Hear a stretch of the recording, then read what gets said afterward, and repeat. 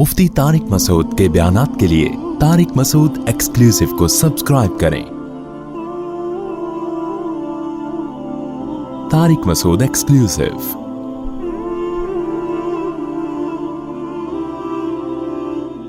हज़रत उमर रज़ी अल्लाह ताला अन्हु हदीस के रावी हैं, मशहूर हदीस जिसको हदीस जिब्रील कहा जाता है कि आप सल्लल्लाहु अलैहि वसल्लम की महफिल में एक शख्स आया और क्या था, शदीदु बयाद सियाब, इंतहाई सफ़ेद कपड़े उस शख्स ने पहने हुए, शदीदु सवाद शार, इंतहाई स्याह बाल, ला युरा अलैहि असरु सफर वला यारिफुहु मिन्ना अहद। कितनी अजीब बात है, कह रहे हम में से कोई उसे जानता भी नहीं था लेकिन उस पे सफर के कोई आसार थे भी नहीं। तो बहुत अजीब सी बात है या नहीं है कि एक बंदे के इतने सफेद कपड़े, जबकि वो इस महल्ले का भी, क्योंकि पहले तो ऊंटों पे पैदल आते थे ना, तो भाई मैले कपड़े होते, हम कहते हैं पता नहीं कहीं से कहां से आया होगा, मिस्र से आया होगा, शाम से आया होगा, कहीं से आया होगा। वो लोग तो सब एक दूसरे को जानते थे, जैसे गांव में जानते, सदियों से इकट्ठे रह रहे हैं, लेकिन कपड़ों की सफेदी से लग रहा है भाई मकामी आदमी अभी नहा धो के आया है, मगर हम में कोई उसको जानता नहीं है। और ऐसा जवान के उसके इंतहाई से अहबाल, और नबी से इतनी बेतकल्लुफी का इजहार जैसे कोई पुराना दोस्त हो। हत्ता असनद रुकबतैहि इला रुकबतैहि व वज़अ कफ़ैहि अला फ़ख़िज़ैहि, अपने घुटने नबी के घुटनों के साथ मिला दिए, ऐसे दो जानों चिपक के बैठ गया, और अपने हाथ अपनी या नबी की रान मुबारक पे रख दिए। तो कितना अजीब मंजर है। लेकिन हजरत उमर फरमाते हैं हम में ये गोया हदीस का मफहूम है कि हम में हिम्मत नहीं हुई कि नबी से पूछे कि ये कौन है। भाई देख रहे हैं बस, जो भी मंजर है देखते रहो, हो क्या रहा है भाई। नबी जब ना उसको डांट रहे हैं ना उसे कुछ कह रहे हैं, होगा कुछ हमें नहीं पता। और फिर आगे क्या फरमाते हैं कि नबी से सवाल पूछा, या मोहम्मद अखबिरनी अनिल इस्लाम, आप मुझे बताओ इस्लाम क्या है। तो आप सल्लल्लाहु अलैहि वसल्लम ने बताना शुरू किया, और इस्लाम अन तशहद अल्ला इलाहा इल्लल्लाह व अन्ना मुहम्मद रसूलुल्लाह। सब सहाबा बैठे हुए हैं, सब ये मंजर देख रहे हैं, मगर किसी की हिम्मत नहीं है कि वो नबी की मजलिस में पूछ ले। चुप करके देखते रहो क्या हो रहा है। हम होते 20 दफा हम दरमियान में पहले उसको गिरबान से पकड़ के बाहर निकालते हैं, तू है कौन, किससे पूछ के आया है, और तू पहले बता, तू तेरे कपड़ों पे ना कोई असर है, जिन तो नहीं है कहीं। भाई देख रहे हैं कि जब नबी कुछ नहीं कह रहे तो सबसे ज्यादा एतराज किसको होना चाहिए था, नबी को। तो नबी हमसे ज्यादा जानते हैं, तो जब वो खामोश है तो हम भी क्या करें, चुप करके बैठे रहे, आराम से खामोशी से बैठे रहे। और फिर कितना अजीब मंजर कि घुटने नबी के घुटनों मुबारक के साथ मिला के पूछ रहे हैं कि अखबिरनी अनिल इस्लाम, आप बताओ मुझे इस्लाम क्या है। तो आपने फरमाया इस्लाम ये है कि गवाही दो कि अल्लाह के सिवा कोई इबादत के लायक नहीं और मोहम्मद सल्लल्लाहु अलैहि वसल्लम अल्लाह के बंदे और रसूल हैं। व तुक़ीमस सलात व तुतियस ज़कात व तसूम रमज़ान व तहुज्जल बैत इन इस्तताअत इलैहि सबीला, रमज़ान ज़कात दो, रमज़ान के रोज़ नमाज कायम करो, ज़कात दो, रमज़ान के रोज़े, और इस्तिताअत है तो हज करो। फरमाते हैं उसने कहा सदक़ता, ए मोहम्मद आपने सच कहा। हज़रत उमर कहते हैं हमें और अजीब, फ़अजिबना यसअलुहु व युसद्दिक़ुहु, भाई सवाल भी पूछ रहा है और खुद ही कह रहा है सच कहा। तो ये तो इम्तिहान लेने के लिए आया है, और इम्तिहान किसका हो रहा है, माज़अल्लाह पैगम्बर सल्लल्लाहु अलैहि वसल्लम का। भाई जो सवाल पूछता है वो ये तो नहीं कहता कि आपने जवाब बिल्कुल सही दिया है, इसका मतलब आपको तो पहले से पता था, तो पूछ क्यों रहे हमसे। लेकिन किसी सहाबी में ये हिम्मत नहीं हो रही कि नबी के महफिल में सवाल पूछें कि या रसूल अल्लाह, जब ये पूछा क्यों इसने, ये तो माज़अल्लाह आपका इम्तिहान लेने आया कोई। फिर उसने पूछा, जिब्रील, वो बाद में पता चला वो फरिश्ते जिब्रील अलैहिस्सलाम थे। फिर पूछा कि मल ईमान क्या है, मल ईमान। तो उन्होंने आप सल्लल्लाहु अलैहि वसल्लम ने फरमाया ईमान ये अल्लाह पर, उसकी किताबों पर, उसके रसूलों पर, उसके फरिश्तों पर, आखिरत के दिन पर, तकदीर पर ईमान लाया जाए। सदक़ता, सच कहा। फिर उन्होंने पूछा कि एहसान क्या है। फिर आपने फरमाया ताबुदल्लाह का अन्नका तराहु फ़इन लम तकुन तराहु फ़इन्नहु यराक, अल्लाह की ऐसे इबादत करो जैसे तुम देख रहे हो, क्योंकि वो तो तुम्हें देख रहा है। सदक़ता, उसने कहा बिल्कुल सच कहा मतस्सा, क़यामत कब आएगी। तो आप सल्लल्लाहु अलैहि वसल्लम ने ये नहीं फरमाया ला अदरी, मुझे नहीं पता, क्योंकि आपको मालूम था कि जैसे मुझे नहीं पता सामने वाले को भी नहीं पता। समझ रहे हो, ये किसी को भी नहीं पता। तो यहां आपने जवाब में ये नहीं कहा मुझे मालूम नहीं है, बल्कि आपने बता दिया कि جیسے تمہیں معلوم نہیں ہے یہاں تم صدقہ نہیں کہہ سکتے، جیسے مجھے معلوم نہیں ہے تمہیں بھی، اس لیے آپ نے فرمایا مل مسئول عنہا باعلم من السائل. عربی بڑی خاندانی زبان ہے، خدا کی قسم. عربی جو ہے نا بڑی پیاری زبان ہے، کسی کو صحیح آتی ہو تو عربی کی بلاغت کا عربی میں ہی مزہ ہے. مل مسئول عنہا باعلم من السائل، جس سے پوچھا جا رہا ہے وہ پوچھنے والے سے زیادہ نہیں جانتا. جس سے پوچھا جا رہا ہے وہ پوچھنے والے سے زیادہ نہیں جانتا. قرآن کی بعض آیتیں ایسی وجد والی ہیں نا کہ مزہ آتا ہے ان کو پڑھنے میں. جو موسیٰ علیہ السلام کو اللہ نے کہا تھا نا قلنا لا تخف انک انت الاعلی، اس کا اردو میں ترجمہ نہیں بنتا. موسیٰ علیہ السلام کے سامنے جب جادوگر تھے نا تو جادوگروں نے ہزاروں لاٹھیاں پھینکی، سانپ بن کے حضرت موسیٰ کی طرف دوڑنے لگی. قرآن کہہ رہے فَأَوْجَسَ فِي نَفْسِهِ خِیفَةً مُوسیٰ، موسیٰ نے دل میں کیا محسوس کیا؟ خوف. دیکھو قرآن کے الفاظ یہ نہیں ہے کہ موسیٰ گھبرانے لگے، کیونکہ اگر گھبرانے لگتے نا دشمن پہ روب ختم ہو جاتا، دشمن کہتا ہار گئے. قرآن دل کی کیفیت بیان کر رہے ہیں. موسیٰ نے گویا اپنے ظاہر پہ کنٹرول کیا ہوا تھا، سمجھ رہے؟ ظاہر پہ کیا کیا ہوا تھا حضرت موسیٰ علیہ السلام نے؟ کنٹرول کے مجھے بالکل گھبراہٹ نہیں ہے، لیکن قرآن دل کی کیفیت بیان کر رہا ہے. دل میں کیا تھا؟ خوف. یہ بلاغت ہے. فَأَوْجَسَ فِي نَفْسِهِ، خاف موسیٰ نہیں ہے، موسیٰ خوفزدہ ہو گئے. اس لیے کہ ہم کہتے ہیں نا فلاں خوفزدہ ہو گیا، تو اس سے یہ متبادر ہوتا ہے کہ یعنی دیکھنے میں ایسا لگ رہا تھا کیا ہو گیا، اس خوف کے آثار دل سے کہاں آئے؟ جسم پہ. حضرت موسیٰ نے اپنے اوپر کنٹرول کیا کہ یہ اتنا بڑا مقابلہ ہو رہا ہے اسلام اور کفر کا، ایمان اور کفر کا، کہ اگر میں گھبرانے لگا نا ان کے سامنے تو یہ ان سے ان کا مورال کیا ہو جائے گا؟ بلند. تو قرآن کہہ رہا ہے اوپر سے تو بڑے کانفیڈنس کے ساتھ، لیکن دل کی کیفیت کون جانتا ہے؟ اللہ. فَأَوْجَسَ فِي نَفْسِهِ، قرآن کہہ رہا ہے دل کے اندر موسیٰ کو خوف محسوس ہوا. قلنا، ہم نے کہا، ہم نے کیا کہا؟ دل کے اندر وحی کی اللہ نے بھی. دل گھبرا رہا ہے تو دل میں وحی کی، لا تخف، اے موسیٰ خوف مت کر، انک انت الاعلی، آج کے دن تو ہی غالب ہوگا. یہ نہیں کہا انک الاعلی، نا نا نا نا نا، انک الاعلی نہیں کہ تو غالب ہوگا. انکا، دیکھو انکا معنی بھی وہی ہے جو انکا انتا ہے. کا مطلب بھی تو، انتا کا معنی بھی تو. تو جب ایک دفعہ کا کہہ دیا تو دوبارہ انتا کہنے کی کیا ضرورت ہے بھائی؟ ابے چھوڑو یار، رہنے تو تم لوگ کو بہت مشکل ہے بات سمجھا. مجھے مزہ آ رہا ہے نا اس آیت میں، وہ آپ سوچ بھی نہیں سکتے. قرآن یہ نہیں کہہ رہا انک الاعلی کہ تو کیا ہو جائے گا، تو ہی برتر ہوگا، تو ہی غالب ہوگا. انکا انتا، یہ تاکید کے لیے، اے موسیٰ تو، صرف تو، ٹھیک ہے نا، اکیلا. الاعلی، اور اعلی بھی نہیں ہے. اصولی طور پر خبر پر الف لام داخل نہیں ہوتا. گرامر کے لحاظ سے اصولی طور پر انکا انتا اعلی ہونا چاہیے، یا انکا، سوری انتا نہیں، انکا اعلی. مبتدا معرفہ ہوتا ہے، خبر کیا ہوتی ہے؟ نکرہ. سمجھتے نہیں ہو بات کو؟ جب پڑھو گے نہیں رات کو تو سمجھو گے نہیں بات کو. انکا اعلی ہونا چاہیے، اے موسیٰ تو غالب آ جائے گا، یہ مطلب ہوگا سیدھا سیدھا ترجمہ اس. اللہ نے اعلی پہ الف لام لگا دیا. الف لام جب لگتا ہے نا کسی، تو وہ کسی اسپیسیفک چیز کو کہتے ہیں. جیسے کتاب کا مطلب کوئی بھی کتاب، الکتاب کا مطلب کوئی اسپیسیفک، کوئی خاص کتاب. آپ جب کہتے ہیں بندہ آیا ہے، بچے گھر میں آ کے بتا رہے ہوتے ہیں پنجاب میں بندہ آیا ہے، کراچی میں کہتے ہیں آدمی آیا ہے کوئی.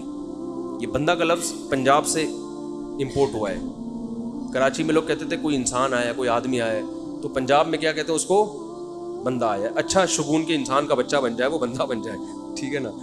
تو ہم جب کہتے ہیں کوئی بندہ آیا ہے، یہ ایک بندہ آیا ہے، تو وہ ان نون ہوتا ہے. اکثر ابو کو بتا رہے ہوتے ہیں ابو ایک انکل آئے ہیں، اس کا مطلب کیا ہوتا ہے؟ کوئی ہے. لیکن اگر ایسا بندہ آیا ہو جس کا آپ کو پتا ہو،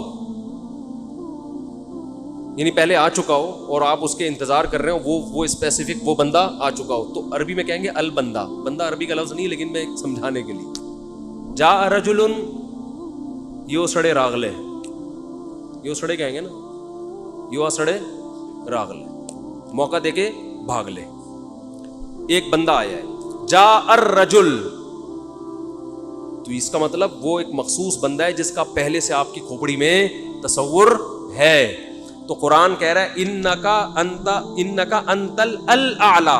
الاعلی کا مطلب کہ جب مقابلہ ہو رہا ہے نا, تو جو شخص برتر آنے والا ہے لوگوں کے ذہن میں گویا کہ اس کا ایک تصور ہے کہ ایک نہ ایک جیتے گا, تو وہ جو جیتنے والا مخصوص شخص ہے, آپ کے علاوہ کوئی بھی نہیں ہے وہ, اور صرف آپ ہی ہو. الاعلی کون ہے آج؟ الاعلی, اعلی نہیں بلکہ الاعلی کون ہے؟ پورا ترجمہ ہو نہیں سکتا اس کا. وہ کون ہے؟ اے موسیٰ صرف اور صرف تو ہی ہے, تو لا تخف, تجھے خوف زدہ ہونے کی ضرورت نہیں ہے. تو کیا بات کر رہا تھا میں, یہ آیت کہاں سے آ گئی؟ ہاں, تو یہی نبی صلی اللہ علیہ وسلم نے جو فرمایا نا, مل مسئول عنہا باعلم من السائل, یہ بھی کیا ہے؟ بلاغت ہے. جس سے پوچھا جا رہا ہے وہ سائل, مسئول سائل سے زیادہ نہیں جانتا.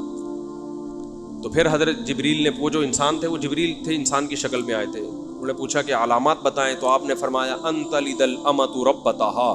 اس حدیث پہ جو ادب والی بات ہے وہ میں بھی گچی پکڑ کے رکھنا بھول نہ جاؤں, لیکن اس حدیث میں بات آ گئی ہے. تو ایک دلچسپ بات کیا ہے, آپ نے قیامت کی پہلی علامت بتائی کہ باندی اپنے آقا کو جنے گی.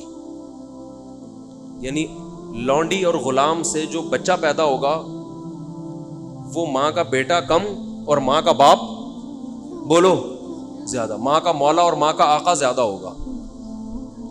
غلام کی مثال نہیں دی کیونکہ غلام مرد ہوتا ہے نا, اس پہ تصرف تھوڑا سا پھر بھی کم ہوتا ہے, یعنی وہ آپ کی ملکیت میں ہوتا ہے لیکن اس پہ کنٹرول کم ہوتا ہے کیونکہ آدمی ہے. جب عورت آپ کی ملکیت میں ہوتی ہے, لونڈی, اس پہ وہ تو کمزور ہے نا, اس پہ کیا ہوتا ہے آپ کا تصرف زیادہ. تو جو مکمل غلام اور باندی تھی وہ جب جنے گی جس نسل کو, تو ہونا تو یہ چاہیے تھا کہ جس نے جنا ہے اس کا مقام اونچا, لیکن جس کو جنے گی نا وہی اس پہ کیا کرے گا. یعنی ماں کا تو ایسا حق ہے نا, ماں کو تو ساری دنیا جانتی ہے نا کہ ماں نے کیسے گود میں پالا, کیسے جنا, اور لوگ ماں کے تانے دیتے ہیں نا. حضرت موسیٰ علیہ الصلاۃ والسلام نے جب حضرت ہارون کی داڑھی پکڑ کے کھینچی ہے نا, جب حضرت موسیٰ علیہ السلام کوہ طور پہ گئے تورات لینے, پیچھے بنی اسرائیل نے بچڑے کی عبادت شروع کر دی. ہارون علیہ السلام کو نگران بنا کے گئے تھے کہ ذرا ان کی حفاظت کرنا, بڑے نالائق لوگ ہیں, دائیں بائیں نہ ہو جائے. تو جب واپس آئے تو دیکھا کہ وہ کیا کر رہے ہیں, بچڑے کی عبادت. تو حضرت موسیٰ کو سب سے پہلے غصہ کس پر آیا؟ حضرت ہارون پر. اپنے بھائی کی داڑھی پکڑ کے کھینچی کہ ما منعک اذ رأیتہم ضلوا, یہ گمراہ ہو رہے تھے, آپ نے روکا کیوں نہیں؟ تو حضرت ہارون نے کیا کہا, باپ کا واسطہ نہیں دیا بلکہ ماں کا. لا یبن امہ, اے میری اماں کے بیٹے, اے میری ماں کے بیٹے, کیونکہ یہ رشتہ فوراً سمجھ میں آتا ہے. ماں کا واسطہ کیونکہ محبت کی علامت ہے نا. ابا جو ہے نا وہ تربیت کے لیے اللہ نے بنائے, وہ محبت واپس زیادہ ابا سے امیدیں نہیں لگایا کریں. ابا کی ایک الگ ویلیو ہے, محبت بہت زیادہ کرتے ہیں ابا, لیکن وہ جتلاتے نہیں ہیں. وہ کہہ رہے ہیں تمیز سے زیادہ لاڈ پیار دکھاؤ گے نا ابا, یہ ہو گیا تمیز سے بیٹھ وہاں جا کے آرام سے, ٹھیک ہے نا, جو بات ہے ادب تمیز. ماؤں کو زیادہ ادب تمیز نہیں, ماؤں کو لاڈ چاہیے ہوتے ہیں. تو اس لیے ابا محبت تو بہت کرتے ہیں لیکن وہ آسانی سے سمجھ میں نہیں آتی کیونکہ تعظیم اس پہ غالب ہوتی ہے. اماں کی محبت 2 منٹ میں سمجھ میں آ جاتی ہے. تو جب بھی واسطہ دیا جاتا ہے کس کا؟ اماں کا. تو حضرت ہارون بھی واسطہ کس کا دے رہے ہیں کہ بھائی ایک ہی ماں کے ہم دونوں اولاد ہیں, آپ اتنی سختی تو نہ کریں نا, ماں کا واسطہ دے رہا ہوں آپ کو, یبن امہ, اے میری اماں کے بیٹے. تو ماں جو اتنا قریبی رشتہ ہے, جس کی محبت سب کو سمجھ میں آتی ہے, اس کو غلام بنا لینا تو یہ کھوپڑی میں آنے والی بات نہیں ہے. لیکن حدیث میں کیا آتا ہے, قرب قیامت میں بیٹا کیا ہوگا, ماں پہ حکومت کرے گا, بیٹا ماں پہ حکومت کرے گا. تو ہونا تو یہ چاہیے تھا کہ جو جنے, وہ جس کو آپ جن رہے ہیں وہ کوئی ایک قسم کی لونڈی غلام ہو, ماتحت ہو, لیکن الٹا حساب ہو رہا ہوگا. تو یہ بھی پتہ چل رہا ہے کہ ادب مارکیٹ سے کیا ہونا شروع ہو جائے گا, شارٹ. مطلب حدیث کا یہی ہے کہ چھوٹے جو ہے نا وہ بڑوں کی جگہ ہو جائیں گے, اور بڑے, اور یہ خدا کی قسم آج اپنی آنکھوں سے میں دیکھ رہا ہوں, زیادہ تر لبرل لوگوں کے گھروں میں دیکھ رہا ہوں, دیندار گھروں میں کم. باپ اور ماں اپنے بچوں کو اسکولوں میں 15-20 ہزار روپے فیسیں دے کر بدتمیز بنا رہے ہیں باقاعدہ پیسوں کے ذریعے. یعنی اسکولوں میں پڑھا رہے ہیں, ماڈرن اسکول ہیں, اور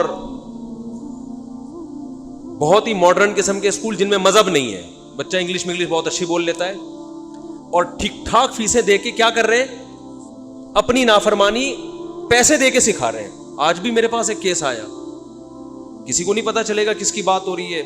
ایک صاحب نے کہا میں نے اپنی بچی کو ایڈمیشن کروایا, میں 20 ہزار روپے فیسیں دے رہا ہوں, اور وہ چرس پی رہی ہے,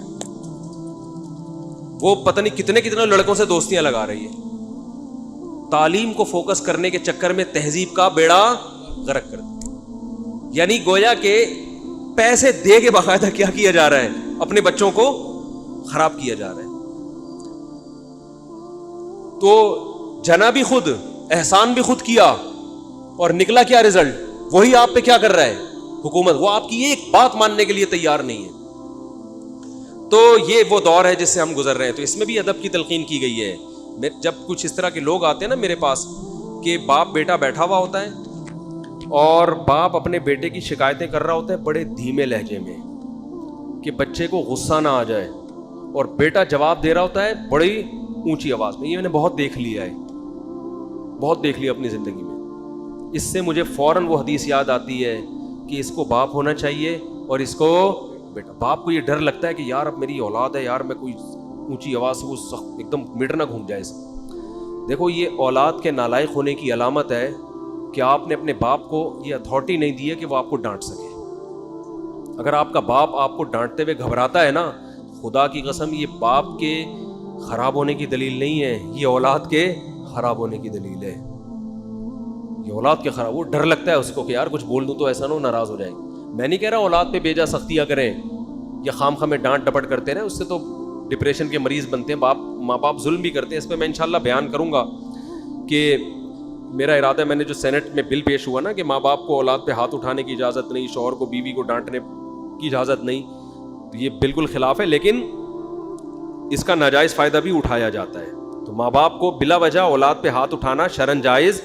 آج ایک صاحب بحث کرنے لگے کہ مجھے اجازت دی ہے شریعت نے کہ میں اپنے بچے کو تھپڑ مار سکتا ہوں. میں نے کہا آپ کو اجازت شریعت نے نہیں دی ہے کہ بلا وجہ آپ اپنے بچے پہ ہاتھ اٹھائیں, اور خاص طور پہ نابالغ پہ. نابالغ کے حقوق اسلام میں بہت زیادہ ہیں. ماں کو اجازت نہیں اپنا غصہ آپ کسی اور پر ہے نکال کس پہ رہی ہے. میں نے ماؤں کو دیکھا ہے طبیعت خراب ہے, جھنجلا رہی ہیں, بچے کو پڑھ کے طبیعت سے کوٹ دیا اس کو بیچارہ. بعض بچے ماں کی چنگیز خان جیسی مائیں ہوتی ہیں, وہ بچے ٹھٹر کے ان کی جو گروتھ ہے نا وہی رک جاتی ہے ان کی. اتنا سختی کا ماحول انہوں نے گھر میں دیکھا ہوتا ہے. تو یہ نہ باپ کے لیے جائز ہے اور نہ ماں کے لیے. تو اس میں علماء کے واقعات بھی سناؤں گا کہ اپنی اولاد کو مارنے سے پہلے کیا ان کے اصول تھے کہ ہم زیادتی نہ کر بیٹھے. تو یہ بھی ہے. اچھا خیر, تو جلدی سے بات کو یہ سمیٹ کے ختم کرتا ہوں. یہ کیا ہو گیا. تو رسول اللہ صلی اللہ علیہ وسلم کی محفل میں حضرت جبریل آئے تو حضرت عمر فرماتے ہیں, تو حضرت عمر رضی اللہ تعالیٰ عنہ فرماتے ہیں فلبثت ملیہ, میں نے جب یہ منظر دیکھا تو میں بہت دنوں تک ٹھہرا رہا. یعنی کچھ دن گزرنے کے بعد بھی حضرت عمر کی ہمت نہیں ہوئی کہ نبی سے پوچھے کہ یا رسول اللہ یہ کون تھے, یہ کیا ہے احترام, کہ بھئی ایسا نہ نبی صلی اللہ علیہ وسلم ناراض ہو جائیں. خود کیوں نہیں بتا رہے بھئی, یہ اہم بات ہوتی تو آپ صلی اللہ علیہ وسلم تو خود معلم تھے, خود بتاتے. تو فرماتے ہیں کچھ دن کے بعد خود نبی نے مجھ سے پوچھا کہ عمر جانتے ہو وہ شخص کون تھا؟ میں نے کہا اللہ اس کے رسول ہی زیادہ جانتے ہیں. فرمایا ھذا جبریل اتاکم یعلمکم دینکم, یہ جبریل تھے, انسانی شکل میں آئے تھے تمہیں تمہارا دین سکھانے کے لیے. اس سے پتہ چلتا ہے کہ تعلیم کا صرف یہ طریقہ نہیں ہے کہ استاذ بیٹھ کے بچوں کو پڑھاتا رہے سارا دن بیٹھ کے. یہ نیچرل وے آف ٹیچنگ ہے کہ ایک ماحول بنا دیا, ایک شخص آ رہا ہے, صحابہ اچھا پھر ایک تعجب کی فضا قائم کی گئی تاکہ نا ان کو یہ محفل یاد رہے. اگر ایسا ہی ہوتا وہ نارمل ڈریس, سفر والے ڈریس میں آتے تو یہ تو نارمل مجلس ہے, بھائی کوئی مسافر آیا. ایسا ایک مخمصے میں ڈالا گیا کیونکہ جب کوئی ایسی عجیب سی محفل ہوتی ہے نا تو دماغوں میں بیٹھ جاتی ہے, اس کا ایک ایک منظر یاد رہتا ہے. تو اس سے ماحول کی تبدیلی کا بھی انسان پہ اثر پڑتا ہے. تو صحابہ کیا کر رہے ہیں؟ نبی صلی اللہ علیہ وسلم سے سوال پوچھنے سے پہلے ایک اور واقعہ سنا کے بس یہ میں ٹاپک ختم کرتا ہوں. ایک اور واقعہ ہے، حدیث میں آتا ہے کہ آپ صلی اللہ علیہ وسلم نے ظہر یا عصر کی نماز پڑھائی، صحیح حدیث ہے. اس میں آپ نے 4 کی جگہ 3 رکعتیں پڑھا دیں. کتنی؟ 3. اب صحابہ سوال نہیں پوچھ رہے کہ یا رسول اللہ یہ آپ سے غلطی سے ایسا ہوا ہے، کیا ہوا ہے؟ خوف زدہ. حضرت ابو بکر اور عمر بالکل پیچھے بیٹھے ہوئے ہیں. حدیث میں آتا فہابا ان یتکلماہ، آپ گھبرائے کہ آپ اس بارے میں نبی سے سوال پوچھیں. کیوں؟ ہو سکتا ہے نبی کو اس بات پہ غضب آ جائے کہ بھائی جب میں نے 3 پڑھائی ہیں تو میرے 4 پڑھنے سے جب چاہ کہ ہاں تمہاری یہ نیکی لکھی جا رہی ہے تو حلال کی طرف آؤ اور کسی کی مت سنو. سمجھتے ہو؟ بائک پہ گاڑی پہ پہلے سے موسٹ وانٹڈ لکھ کے لگا دو، کسی کی مت سنو. اس میں ٹینشنیں آئیں گی، برداشت کرو اللہ کے لیے. سمجھتے ہو؟